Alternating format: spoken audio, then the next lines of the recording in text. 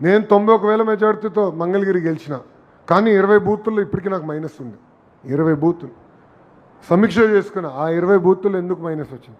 నాయకత్వమా, మన ప్రవర్తననా, దేనివల్ల ఇబ్బంది పడుతున్నానని నేను సమీక్ష చేసుకున్నా. సో 91,000 మెజార్టీ వచ్చినప్పుడే నేను అంత కష్టపడుతుంటే మళ్ళీ మనందరం ఇంత కష్టపడాలి. ప్రతి బూత్ ఇంపార్టెంట్, ప్రతి ఓట్ ఇంపార్టెంట్. ప్రజల్లో తిరుగుదాం, ప్రజల్లో చైతన్యం తీసుకొద్దాం. అండ్ నేను ఇక్కడ మిమ్మల్ని అందరినీ చివరిగా కోరేది ఒకే ఒక విషయం, అహంకారం వద్దండి. 151 సీట్లు 11 అయిందంటే దానికి కారణం అహంకారం.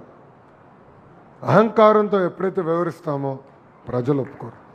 తప్పు చేసినా ప్రజలు క్షమిస్తారు. తప్పు చేస్తే ప్రజల దగ్గరికి వెళ్ళి క్షమించండి, నేను తప్పు చేశానంటే క్షమిస్తారు. ఒక 2 పనులు తక్కువ చేసినా క్షమిస్తారు. కానీ అహంకారంతో ఎప్పుడైతే మనం వ్యవహరిస్తామో ప్రజలు మనకి ఫుల్ స్టాప్ పెడతారు. 151 11 అయింది. ఇది మనందరం గుర్తుపెట్టుకుని ప్రజలతో మమేక్యం అవ్వాలి, ప్రజలతో అటాచ్మెంట్ ఉండాలి. ఎమోషనల్ అటాచ్మెంట్ ఏర్పడినప్పుడే మనం గెలవగలుగుతున్నాం. చాలామంది అడిగారు, మంగళగిరి నియోజకవర్గంలో మీకు అంత మెజార్టీ ఎందుకు వచ్చింది? అటాచ్మెంట్ ఏర్పడింది. మంగళగిరి వాళ్ళు ఎవరో ఎప్పుడు కలవాలన్నా, వేరే ఏ పనులున్నా మానేసుకుని మంగళగిరి ప్రజల్ని ఫస్ట్ కలుస్తాం. అన్ని సమస్యలను పరిష్కరించలేకపోవచ్చు, కానీ కూర్చుంటా, వాళ్ళతో మాట్లాడతా, చేయగలిగినంత వరకు వాళ్ళ సమస్యలు నేను పరిష్కరిస్తాను. సో అటాచ్మెంట్ అనేది మీ ఏర్పాటు చేసుకోవాలి. ఇక్కడ మీరు అందరికి ఉందా అటాచ్మెంట్? ఈరోజు బూత్ స్థాయిలో యూనిట్, క్లస్టర్, గ్రామ, మండల, స్టేట్ కమిటీలు వచ్చారు, ఫర్ నియోజకవర్గ కమిటీలు వచ్చారంటే అటాచ్మెంట్ ఉంది కనుక వచ్చారు.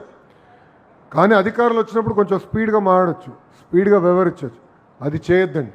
అధికారంలో ఉన్న, ప్రతిపక్షంలో ఉన్నట్టే ఆలోచించండి, అట్లనే పనిచేద్దామని ఈ సభాముఖం అందరికీ తెలియజేసుకుంటూ అహర్నిశలు కష్టపడదాం, పార్టీ కోసం పనిచేద్దాం. అంతేకాకుండా ఒక చిన్న విషయం మర్చిపోయాను, కార్యకర్తల ఆరోగ్యం చూసుకోవాల్సిన బాధ్యత నా పైన ఉంది. ఇక్కడ ఏం జరుగుతుందంటే, క్లస్టర్ యూనిట్ వాళ్ళు ట్రైనింగ్కి వచ్చారు, రక్త పరీక్షలు చేయించాం. ఆ రక్త పరీక్షలు చేసినప్పుడు 75% మంది ఐదర్ షుగర్ ఫ్యాక్టరీ అయ్యారు, లేదంటే సాల్ట్ ఫ్యాక్టరీ అయ్యారు, లేదంటే ఆయిల్ ఫ్యాక్టరీ. ఆయిల్ అంటే కొలెస్ట్రాల్, సాల్ట్ అంటే బీపీ, షుగర్ డయాబెటీస్. సో 75% మంది ఏదో రకమైన ఫ్యాక్టరీ అయ్యారు. సో మీ ఆరోగ్యం కూడా కాపాడుకోవాలి స్వామి. సో ఇప్పుడు రాష్ట్ర వ్యాప్తంగా రక్త పరీక్షలు ఏర్పాటు చేయాలని నిర్ణయం తీసుకున్నా. సిస్టమేటిక్గా పైలట్లు జరుగుతున్నాయి. మీ వివరాలు వచ్చిన తర్వాత డైట్ మారాలా, ఎక్సర్సైజ్ చేయించాలా, అవసరమైతే మందులు కూడా ఉచితంగా అందించే బాధ్యత తెలుగుదేశం పార్టీ తీసుకోబోతుంది. కానీ రక్త పరీక్షలు మీరు చేయించుకోవాలి.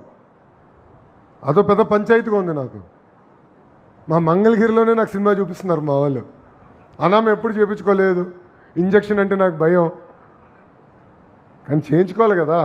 ఆరోగ్యం ఎలా ఉందో తెలుసుకోవాలంటే రక్త పరీక్షలు చాలా చాలా అవసరం. సో మీ సహకారం ఉండాలి.